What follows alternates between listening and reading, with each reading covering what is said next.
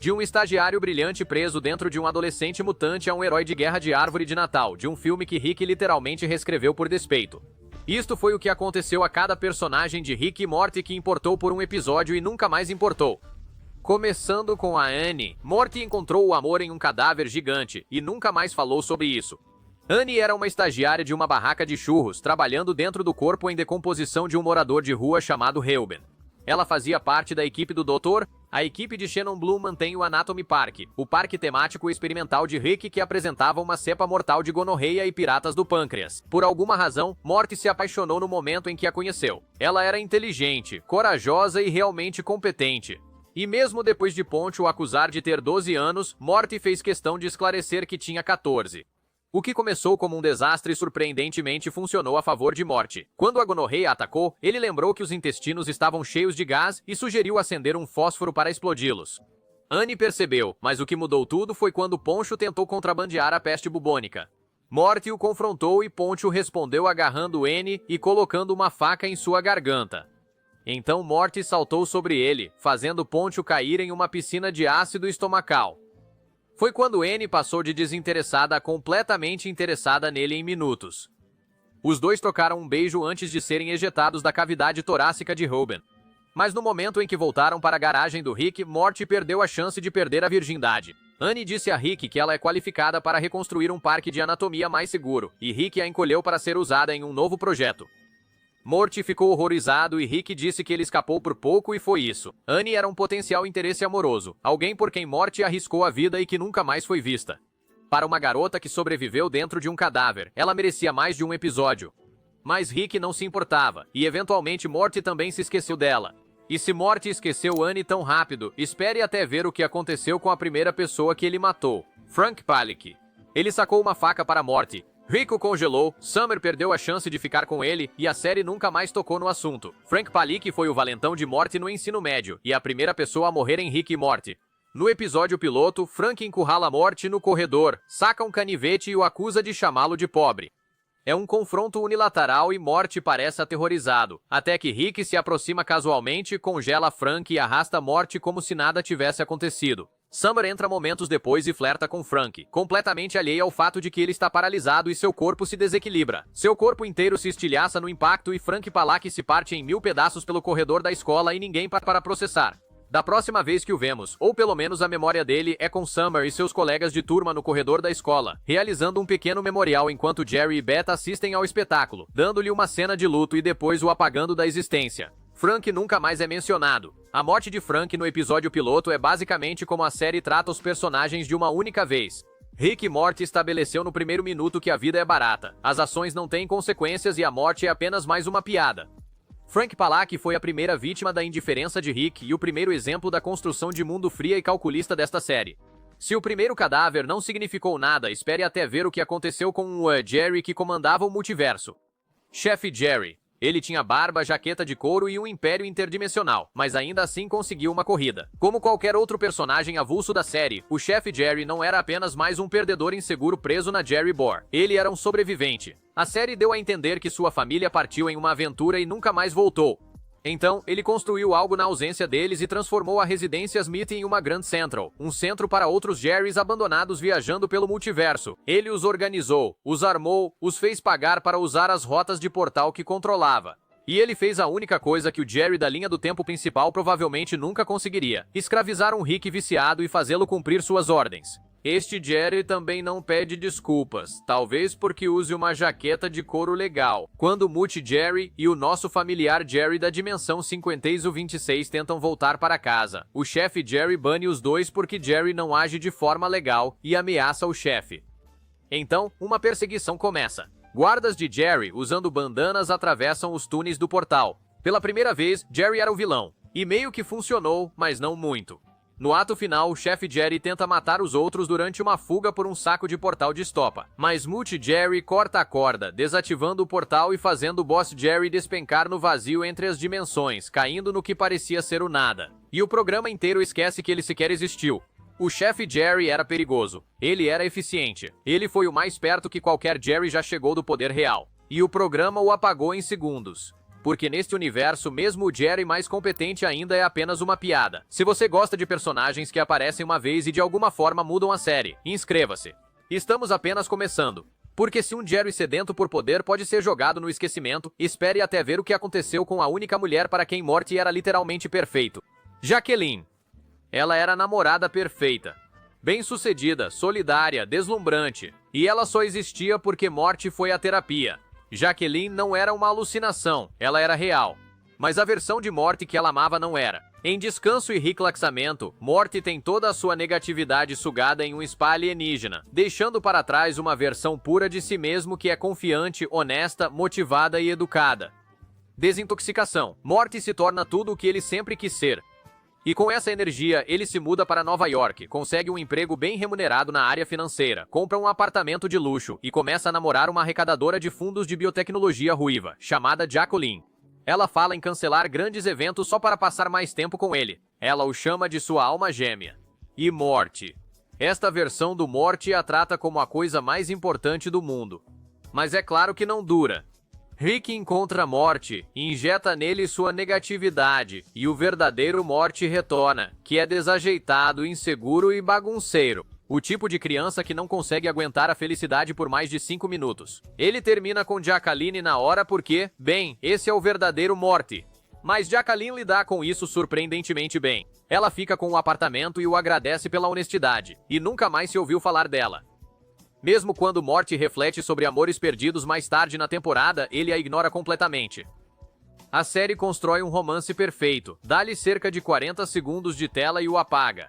Ah, é assim. Se você acha que Morty deveria ter ficado naquele apartamento, clique em inscrever-se antes que Rick também arruine sua vida amorosa. Morty talvez nunca encontre o amor verdadeiro, mas pelo menos ele não é o cara que nunca teve uma chance de redenção antes. O universo literalmente urinou em cima dele.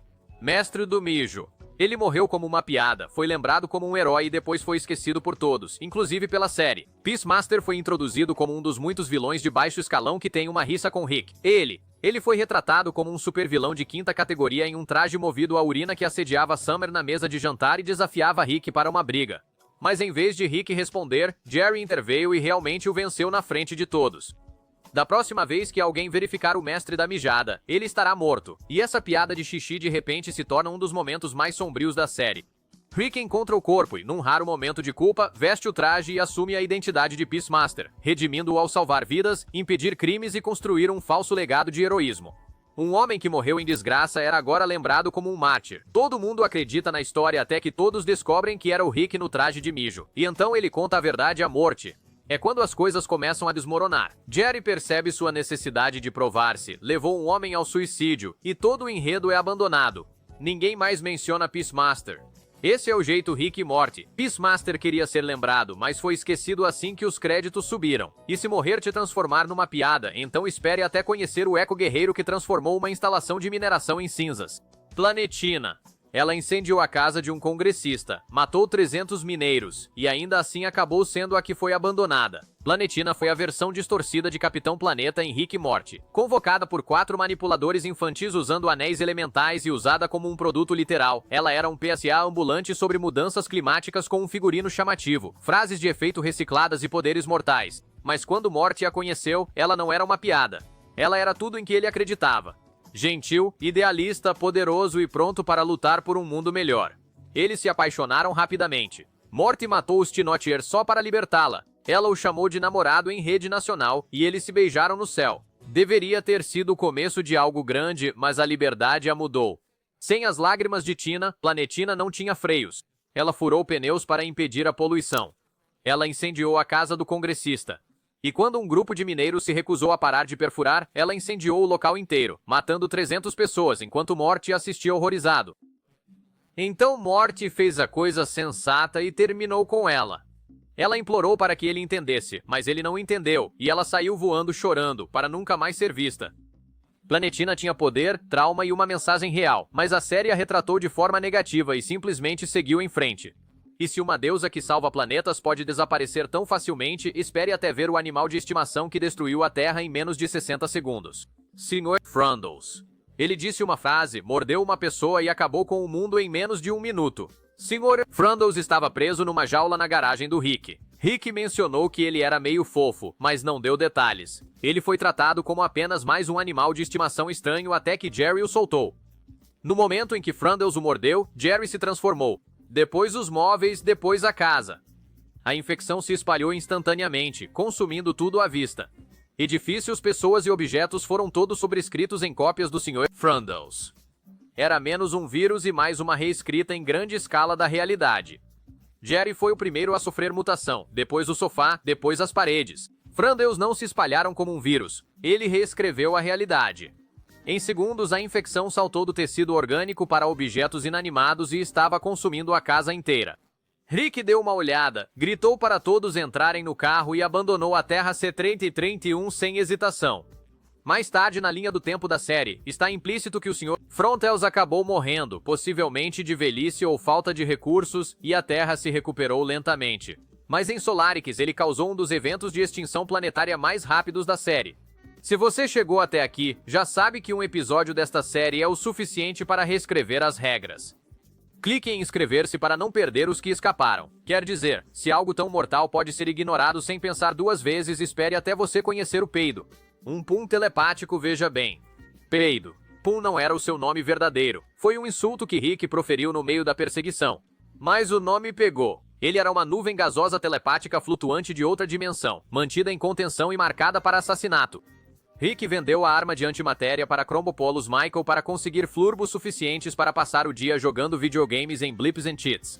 Mas Morty acidentalmente o atropelou com a nave bem quando ele estava prestes a assassinar Fart. Foi aí que a confusão começou. Morty via Fart como um ser incompreendido, educado e grato, até mesmo belo, como uma espécie de orbe cósmico brilhante. E quando Fart cantou Goodbye Moon Man, enquanto flutuava sobre o horizonte, Morty realmente acreditou que ele fez a coisa certa. Então Fart revelou suas verdadeiras intenções. Ele não queria apenas ir para casa. Ele queria voltar com um exército e aniquilar toda a vida baseada em carbono no universo. Morty não era um amigo, ele era apenas uma exceção. E mesmo isso não era garantido.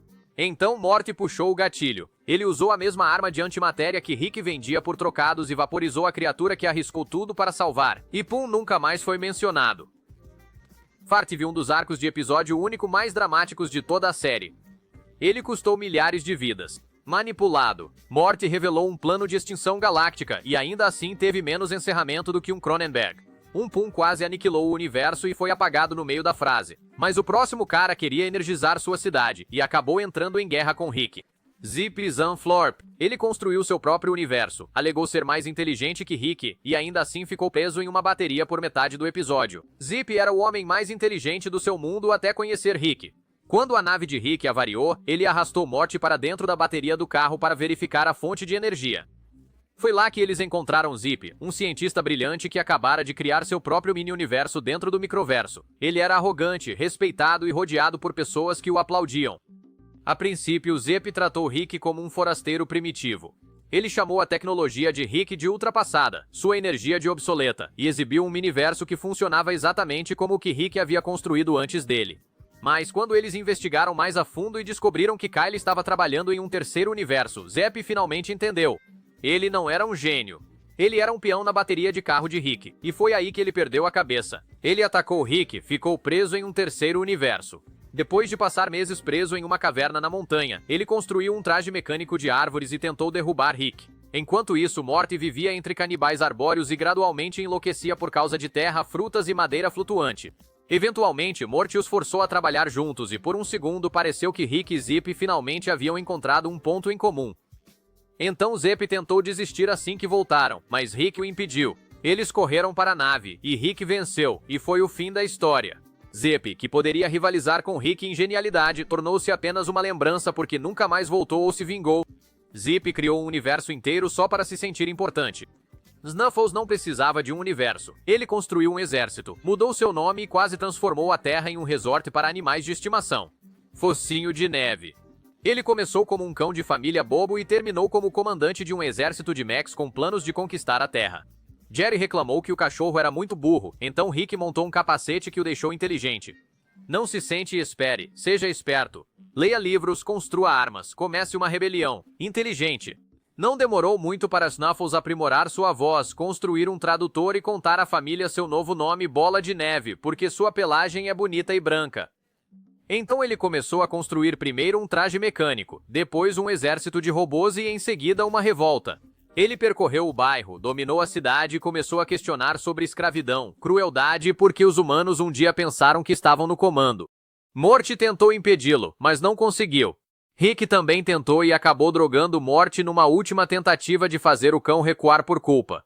Quase funcionou. Em uma visão, Bola de Neve viu Morty morrer em uma cama de hospital, ligado a fios, sussurrando "Eu te amo" enquanto seus órgãos paravam. E foi isso. Bola de Neve percebeu que a dominação não era a resposta. Ele se despediu de Morty e deixou a Terra por completo, liderando seu novo império canino através de um portal para um mundo melhor. Um mundo onde os cães governam com empatia, onde a dor não vence, onde o seguro para animais de estimação é obrigatório. E ele nunca mais voltou. Foi um arco emocional completo em menos de 20 minutos e o programa o descartou. Mas é assim que funciona neste universo, porque no universo de Rick, ninguém importa a menos que seja útil e mesmo assim, apenas por um episódio. Qual desses one-timers esquecidos você acha que merecia uma segunda chance? Deixe um comentário. E se você gosta de análises que exploram os cantos esquecidos desta série, clique em inscrever-se.